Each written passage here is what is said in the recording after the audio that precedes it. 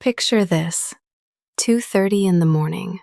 The glittering floor of a luxury casino. A successful black woman in an emerald blazer kneels on the marble floor, helping a janitor pick up scattered chips. She doesn't have to help, but she does it anyway, because that's who she is. Then she appears. Ji-Yeon Park, 26 years old, daughter of Marcus Park, the most feared Korean mob boss on the West Coast. Drunk on champagne and privilege, she sees the black woman on her knees and assumes she's just another servant, someone beneath her, someone she can humiliate. Ji-Yeon snaps her fingers like cracking a whip. "You there, fetch my bag." The black woman tries to explain, but Ji-Yeon cuts her off. "You people are all the same, always pretending you're equal to us." The entire casino goes silent. Everyone watches. And then, Ji-Yeon does something unforgivable. She pulls out a $100 chip and tosses it at the woman's feet. "Your tip. Now hurry up." But what Ji-Yeon doesn't know, what she couldn't possibly imagine, is that the woman she just humiliated owns every inch of that casino. Every camera, every security guard, everything. What happens next will teach Ji-Yeon the most expensive lesson of her privileged life. Before we start the story, comment below where you're watching from and what time it is there. If stories about karma, love, and hidden truths move you, don't forget to subscribe to the channel. The Obsidian Palace Casino glittered like a jewel in the desert night, its golden lights promising fortune to those brave enough to test their luck. But fortune, as Simone Duchamp had learned long ago, was rarely about luck at all. It was about knowing when to hold your cards close and when to reveal your hand. At 2:30 in the morning, the casino floor hummed with the familiar symphony of spinning wheels, clinking chips, and desperate hopes. Simone walked through the main floor in her emerald green blazer, her heels clicking softly against the polished marble. To anyone watching, she appeared to be just another well-dressed patron, perhaps a high roller taking a break from the tables. They could not have been more wrong. She paused near the roulette wheel, where a young janitor had accidentally knocked over a tray of chips. The poor man scrambled on his hands and knees, his face flushed with embarrassment, as casino guests stepped around him with barely concealed annoyance. Without hesitation, Simone knelt beside him. "Here, let me help you," she said softly, her voice kind. The janitor looked up, his eyes wide with surprise. "Ma'am, you don't have to—" "I know I don't have to," Simone replied, gathering the scattered chips with practiced efficiency. "But when someone needs help, you help. That's all."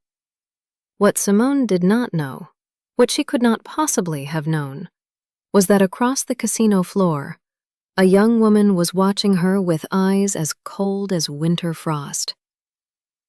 Ji-Yeon Park swept through the crowd like a dark storm, her entourage of 4 trailing behind her like faithful shadows. She wore a black evening gown that cost more than most people earned in a year, and she wore it with the careless confidence of someone who had never worried about money, not even for a single day. Her father's empire had given her everything: beauty, education, luxury, power, everything except the one thing she craved most desperately: respect earned by her own hands. Tonight, she had lost $47,000 at the blackjack tables, and the champagne in her blood made her reckless, made her cruel. She saw the woman on the floor, the black woman in the green blazer, kneeling like a servant, and something dark stirred in Ji-Yeon's chest. It was not quite hatred, not quite contempt. It was something worse: the casual dismissal of someone she believed to be beneath her notice. Ji-Yeon snapped her fingers, the sound sharp as a whip crack. "You there! she called out in English heavy with her Korean accent.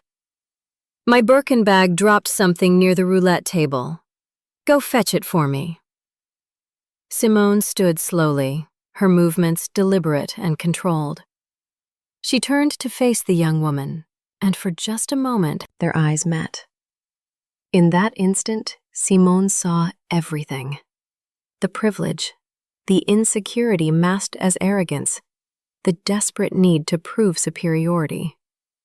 She had seen this look before, in boardrooms and courtrooms, from people who measured their worth by how small they could make others feel. I'm sorry, Simone said, her voice even. I think you've mistaken me for— I have not mistaken anything, Ji-Yeon interrupted, her voice rising. You people who work here are all the same. Always pretending you are equal to us, the guests who pay your salary. The casino fell silent. Dealers paused mid-shuffle. Security guards turned their heads. Even the slot machines seemed to hold their breath. Simone felt the familiar heat of humiliation rise in her chest, but she pushed it down, down, down. She had learned long ago that dignity was not about never being insulted. It was about choosing your battles, choosing your moment. Of course, Simone said quietly. I'll take care of that for you. Ji-Yeon smiled, triumphant and cruel. She reached into her clutch and pulled out a single red chip, $100, and tossed it carelessly toward Simone's feet. It clattered against the marble, spinning once, twice, before coming to rest between them. Your tip, Ji-Yeon said. Now hurry up. What Ji-Yeon did not know, what she could not possibly have imagined, was that the woman she had just humiliated owned every single inch of marble beneath their feet, every glittering chandelier above their heads, every card table, every roulette wheel, every security camera that was, at this very moment, recording everything. Simone bent down and picked up the chip with steady hands, though her heart hammered against her ribs like a caged bird. She had been underestimated before, countless times, in fact, but never quite like this.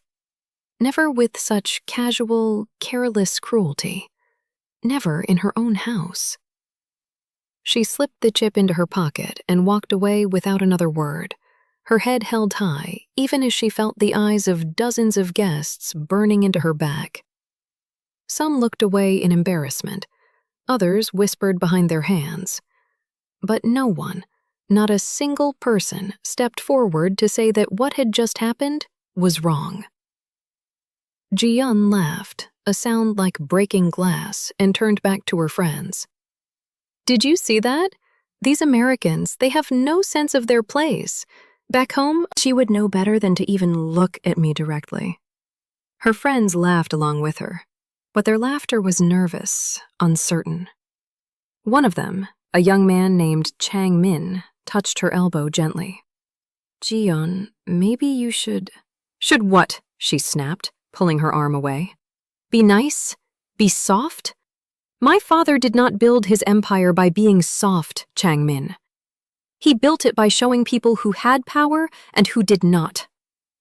What Ji-Yeon did not understand, what her father had failed to teach her in all his lessons about strength and dominance, was that real power did not need to announce itself. Real power moved quietly, watching and waiting, gathering information before it struck.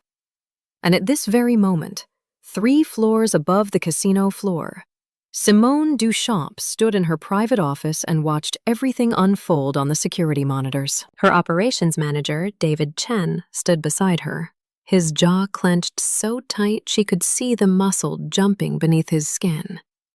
Say the word, Simone. I'll have her escorted out in 5 minutes. Hell, I'll do it myself. No, Simone said softly, her eyes never leaving the screen. She watched as Ji-Yeon returned to the blackjack table, watched as she demanded a fresh bottle of champagne, watched as she tipped the dealer with the same careless arrogance she had shown everyone else. Not yet. Not yet? David turned to face her, his voice rising with anger he rarely allowed himself to show. Simone, she humiliated you, in your own casino, in front of everyone. I know exactly what she did, David. Simone's voice was calm, but beneath that calm surface, something cold and calculating was stirring to life.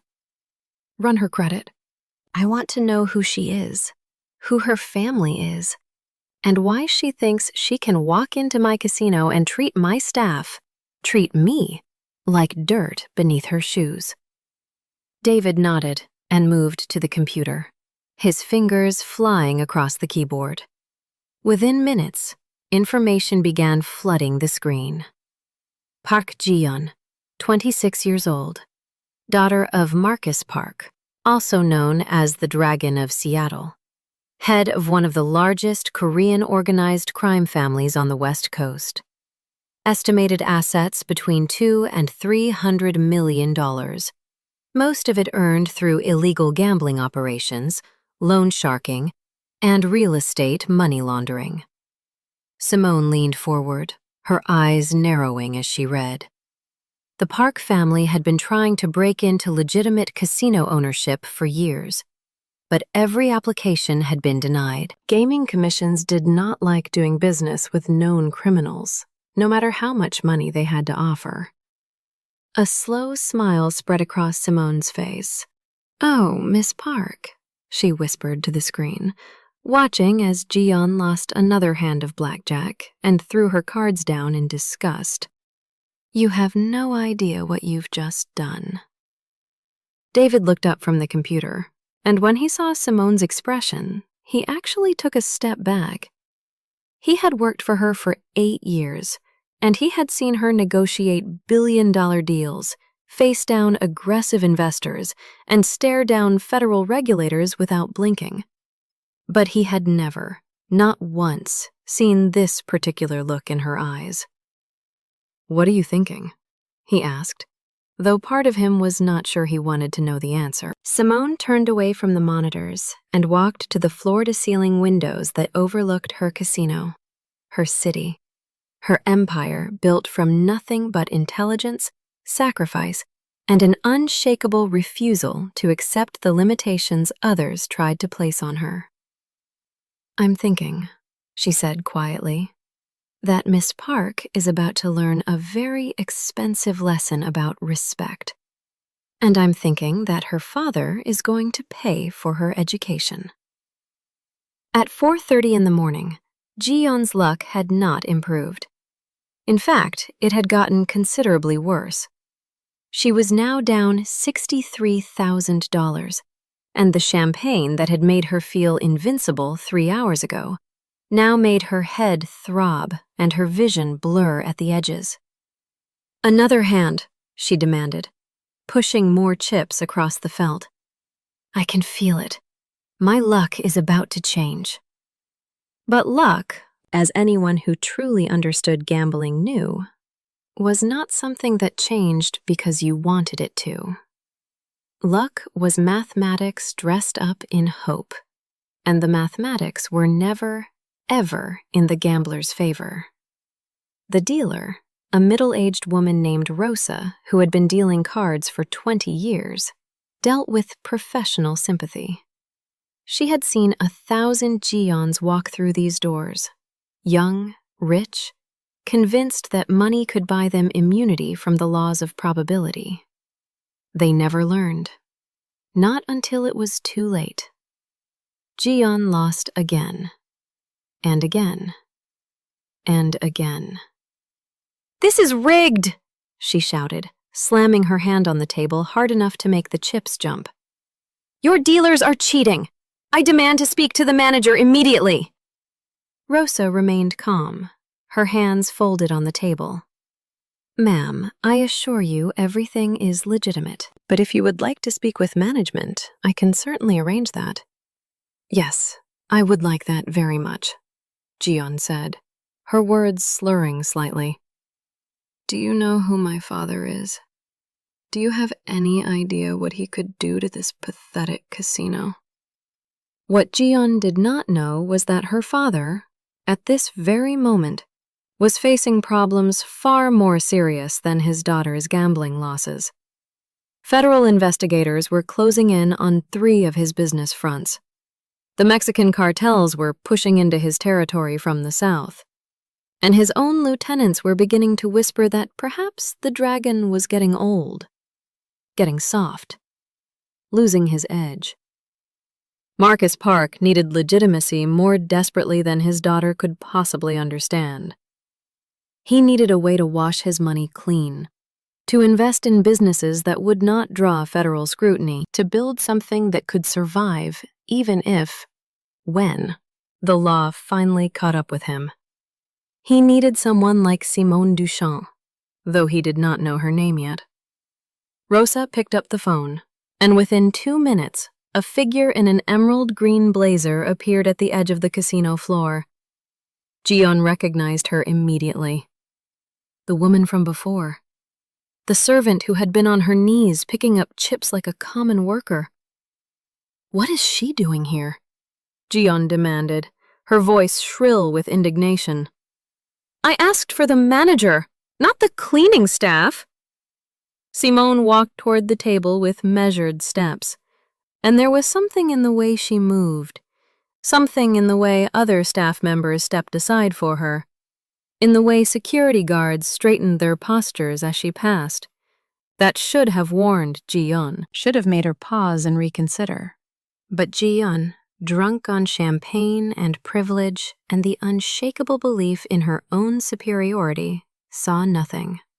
Miss Park, Simone said quietly, her voice carrying despite its softness. My office. Now. I will not go anywhere with you, Ji-Yeon spat. You are nobody. You are nothing. And when my father hears about this— Your father, Simone interrupted, and now there was steel beneath the silk of her voice, is Marcus Park, the Dragon of Seattle, currently under federal investigation by 3 separate agencies, currently losing territory to the Sinaloa cartel, currently desperate, and I do mean desperate, Miss Park, to find legitimate business opportunities before his entire empire collapses around him. Ji-Yeon's face went pale. The champagne fog in her mind cleared just enough for a single, terrible thought to break through. How does she know that? And do you know who I am? Simone continued, leaning forward just slightly. I am Simone Duchamp. I own this casino. I own the land it sits on. I own every camera that has been recording your behavior tonight. Every word you have said. Every insult you have thrown. Every accusation of cheating you have made without a single shred of evidence. The casino floor, which had been buzzing with noise and activity, fell into absolute silence. Even the slot machines seemed to have stopped their endless electronic singing. Ji-Yeon opened her mouth, but no sound came out. For the first time in her privileged life, she was completely, utterly speechless. Now, Simone said, straightening to her full height. My office. We have much to discuss about respect, about power, and about the very expensive lesson you are about to learn. Simone's office was nothing like Ji-Yeon had expected. She had imagined something gaudy, perhaps, something trying too hard to impress. Instead, the space was elegant and understated. Floor-to-ceiling windows overlooking the city, modern art on the walls, furniture that whispered wealth rather than shouting it. Ji-Yeon stood in the center of the room, her arms wrapped around herself as if she were cold, though the temperature was perfectly comfortable. For the first time since she had walked into the Obsidian Palace, she felt small. She felt uncertain. She felt afraid. Simone did not sit behind her desk. Instead, she stood at the windows, her back to Ji-Yeon, looking out at the city lights that stretched to the horizon like a river of stars. Do you know what I see when I look at you, Miss Park? Simone asked, her voice soft but clear. I see myself. Not as I am now, but as I was 15 years ago. Ji-Yeon blinked, confused. That is impossible. We are nothing alike. Aren't we? Simone turned to face her, and in the dim light of the office, her expression was unreadable. You are desperate to prove yourself in a world that does not take you seriously. You are trying to live up to a father's impossible expectations. You are using cruelty as armor because you believe that kindness is weakness. You know nothing about me, Ji-Yeon said, but her voice cracked on the last word. I know everything about you, Simone replied, because I was you. Different circumstances, different struggles, but the same fear underneath it all. The fear that if you are not perfect, if you are not hard, if you are not ruthless, then you will be destroyed. She walked to her desk and picked up a tablet, then held it out to Ji-Yeon. On the screen were images, security footage from the casino floor. Ji-Yeon throwing the chip at Simone's feet. Ji-Yeon screaming at the dealers. Ji-Yeon treating staff like they were less than human. These videos could destroy you, Simone said quietly. They could destroy your father's reputation, what little remains of it. They could be handed to federal investigators as evidence of character. They could be posted online and viewed by millions within hours. Do you understand what I am telling you, Miss Park? Ji-Yeon nodded slowly, tears beginning to stream down her face. All her arrogance, all her cruelty, had evaporated like morning mist. What remained was just a young woman who had made a terrible mistake and now faced consequences she could not buy her way out of. I am sorry, she whispered. I am so sorry. I know you are, Simone said. But sorry is not enough. Not for me, not for my staff, not for every person you have ever looked down on because you believed your father's money made you better than them. She set the tablet down and pulled out a contract, placing it on the desk between them. Your father needs legitimacy. I can give him that. $50 million, clean money, fully audited, invested in my Macau expansion. In return, he gets 8% equity and access to the kind of business opportunities that could save his empire from federal seizure. Ji-Yeon stared at the contract, her mind racing. And what do you want from me? You, Simone said simply. You will work for me for 2 years, not as my equal, not as a partner, as my employee. You will learn how to build power without tearing others down. You will learn how to command respect without demanding it. You will learn that true strength comes not from making people fear you, but from making them want to follow you. And if I refuse? Ji-Yeon asked, though she already knew the answer. Then those videos become public. The FBI receives copies. Your father's chances of ever legitimizing his business die completely. And you spend the rest of your life knowing that your arrogance destroyed everything he built. The choice was not really a choice at all. Ji-Yeon picked up the pen with trembling hands and signed her name at the bottom of the contract. Simone watched her, and when Ji-Yeon looked up, she saw something unexpected in the older woman's eyes. Not triumph, not cruelty, something that looked almost like compassion. You made a mistake tonight, Miss Park. A terrible, hurtful mistake. But mistakes do not have to define us. They can teach us. They can transform us, if we are brave enough to learn from them. 6 months later, Ji-Yeon stood in that same office, but everything had changed. She had learned to analyze financial statements, to negotiate with suppliers, to treat every employee with dignity, regardless of their position. The coldness in her eyes had melted. The cruelty in her smile had softened into something genuine. And when a wealthy patron began shouting at a young waitress, calling her stupid and incompetent, Ji-Yeon did not hesitate. She walked over with calm authority and said, "Sir, You will treat our staff with respect, or you will leave. Those are your only options." Simone watched from the security office upstairs, and for the first time in months, she smiled. Not the cold smile of victory, but the warm smile of a teacher watching her student finally understand the lesson. Real power, she had told Ji-Yeon on her first day of work, does not come from making others feel small. It comes from lifting them up and discovering that when you do, you rise higher than you ever could have alone. Ji-Yeon had finally learned what respect truly meant, and in learning it, she had become someone worthy of it. If this story moved you, pause for a moment and reflect.